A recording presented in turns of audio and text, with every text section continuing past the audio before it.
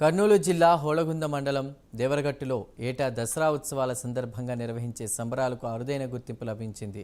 దేవరగట్టు ఉత్సవాలు 10వ తరగతి పాఠ్యపుస్తకాల్లో చోటు కల్పించింది ఏపీ ప్రభుత్వం. 2024-25 విద్యా సంవత్సరం నుంచి 10వ తరగతి పాఠ్యపుస్తకాల్లో దేవరగట్టు ఉత్సవాలు పాఠం కూడా అయింది.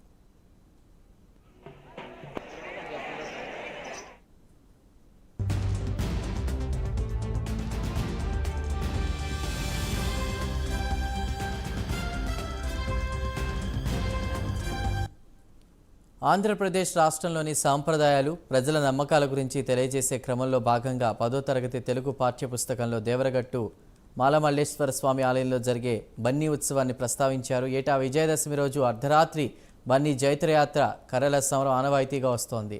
కర్ణాటక సరిహద్దులో ఏపీ పరిధిలో జరిగే దేవరగట్టు వేడుకలకు సంబంధించినటువంటి పూర్వపరాల విశిష్టత, చరిత్రను తాజాగా 10వ తరగతి తెలుగు వాచకంలో పొందుపరిచారు.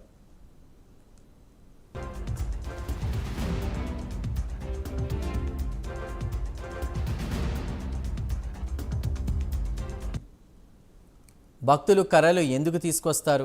పండుగ ప్రత్యేకత ఏంటి?